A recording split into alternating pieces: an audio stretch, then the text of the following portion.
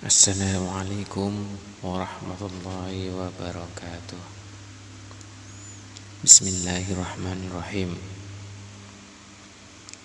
Bismillahirrahmanirrahim. Bismillahirrahmanirrahim.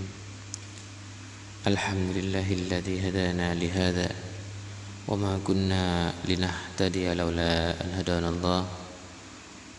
May yahdihillahu fala mudilla lahu wa may yudlilhu fala hadiya lahu. Asyhadu an la ilaha illallah wahdahu la syarika lah wa asyhadu anna Muhammadan abduhu wa rasuluh wa salatu wassalamu ala man la nabiyya ba'dah wa ala alihi wa sahbihi wa man tabi'ahu wa wala amma ba'd. Saudara-saudaraku, seperti biasa kita panjatkan puja dan puji syukur kehadiran Allah Subhanahu wa taala, di mana karena taufik dan hidayahnya kita bisa sehat, dalam keadaan sehat walafiat, dan insyaallah tidak ada kekurangan sesuatu apapun. Dan tidak luput pula semoga sholawat dan salam tetap tercurahkan kepada junjungan kita Nabi besar Muhammad sallallahu alaihi wasallam. Amin. Pembahasan sekarang ialah mengenai menyantuni anak yatim dan larangan memakan harta anak yatim dengan cara zalim. Saudaraku, anak yatim adalah anak yang ditinggal mati ayahnya selagi ia belum mencapai umur baligh. Dalam Islam, anak yatim mempunyai kedudukan tersendiri daripada anak-anak lainnya. Mereka mendapat perhatian khusus dari Rasulullah sallallahu alaihi wasallam. Ini tiada lain demi untuk menjaga kelangsungan hidupnya agar jangan sampai terlantar hingga menjadi orang yang tidak bertanggung jawab. Oleh sebab itu banyak sekali hadis-hadis beliau yang menyatakan betapa mulianya orang yang mau memelihara anak yatim atau menyantuninya. Tetapi anjuran beliau itu sampai kita belum begitu mendapat tanggapan yang positif dari masyarakat, hanya sebagian kecil sama umat Islam yang mau memperhatikan anjurannya beliau. Hal ini semestinya tidak layak dilakukan umat Islam yang inti ajarannya banyak menganjurkan saling tolong-menolong sesama umat dan bahkan umat selain Islam. Di Indonesia, khususnya di desa-desa sampai sekarang, kebiasaan memberi uang ala kadarnya pada tanggal 10 Muharram kepada anak yatim masih berlaku. Pada saat tanggal 10 Muharram, anak-anak yatim bergerombolan mendatangi rumah-rumah orang kaya atau para dermawan. Di situ mereka memperoleh pembagian uang. Kebiasaan demikian sungguh amat terpuji. Akan tetapi apakah para anak yatim hanya butuh bantuan sekali itu? Jawabannya tentunya tidak. Mereka membutuhkan bimbingan sampai dirinya mampu mengarungi bahtera kehidupan sendiri. Dalam hal ini perlu dipikirkan bagaimana bisa terbentuk suatu organisasi atau sebuah panti asuhan yang khusus mengurusi anak yatim, atau paling tidak dari umat Islam yang mampu mempunyai kesadaran memelihara anak yatim, baik diasuh secara langsung atau dibantu melalui ibu atau ahli warisnya. Saudaraku, betapa mulianya orang yang mau berbuat demikian. Saudaraku, seorang ibu yang ditinggal mati suaminya padahal ia masih mempunyai anak asuhan yang belum beli, maka berdasarkan hadis barusan dijamin masuk surga asal baik dalam pengasuhannya.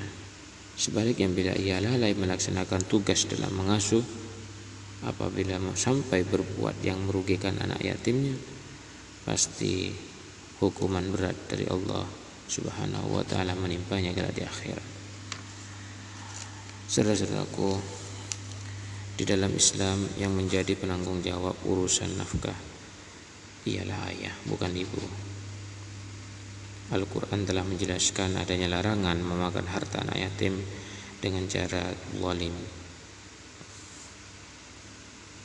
A'udzubillahi minasyaitonir rajim. Bismillahirrahmanirrahim. Innal ladzina ya'kuluna amwalan yatama zulman innama ya'kuluna fi butunihim nara wa sayaslawna sa'ira. An-Nisa ayat 10. Yang artinya sesungguhnya orang yang memakan harta anak yatim secara zalim, sebenarnya mereka itu menelan api neraka sepenuh perutnya, dan mereka akan masuk ke dalam api yang menyala-nyala. Juga Allah berfirman dalam surat Al-An'am ayat 152, A'udzubillahi minasyaitonir rajim. Bismillahirrahmanirrahim. Wala taqrabu malal yatimi illa billati hiya ahsan hatta yablugha asyuddah. Yang artinya, dan janganlah kamu dekati harta anak yatim kecuali dengan cara lebih bermanfaat sehingga ia sampai dewasa. Saudaraku, ayat barusan dengan tegas menunjukkan larangan bagi orang-orang yang berlaku zalim terhadap anak yatim. Ismail bin Abdurrahman berkata, pemakan harta anak yatim dengan zalim itu besok di hari kiamat akan dikumpulkan, dan di waktu itu keluarlah api yang menyala-nyala dari mulutnya, telinganya dan matanya, sehingga semuanya orang yang mengenalnya bahwa ia sebagai pemakan harta anak yatim. Na'udzubillah, tsumma na'udzubillah. Saudaraku, para ulama berkata, bagi setiap wali, anak yatim bila mana ia dalam keadaan fakir diperbolehkan bagaimana atau memperbolehkan baginya memakan sebagian harta anak yatim dengan cara ma'ruf, menurut sekedar kebutuhannya saja demi kemaslahatan untuk memenuhi kebutuhan. Tidak boleh berlebih-lebihan, dan jika berlebih-lebihan akan menjadi haram hukumnya. Saudaraku, di samping Allah mengancam orang-orang yang sifatnya merugikan terhadap harta anak yatim, sebagaimana pengertiannya barusan, ya hadis-hadis barusan, juga firman-firman yang saya baca barusan, Allah akan mengangkat derajat orang-orang yang suka menyantuni anak yatim. Intinya menyantuni, menyayangi anak yatim itu Allah, janji Allah tidak akan rugi, langsung dibalas oleh Allah Subhanahu wa ta'ala.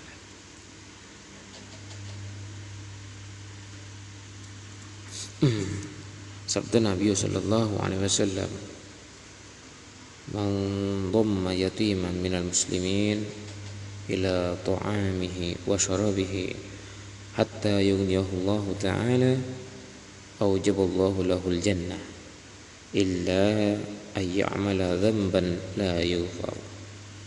Yang artinya, barang siapa yang menanggung makan dan minum anak yatim dari orang Islam sampai Allah Subhanahu wa ta'ala mencukupkan dia, maka Allah mengharuskan ia masuk surga kecuali ia melakukan dosa yang tidak terampuni. Hadis ini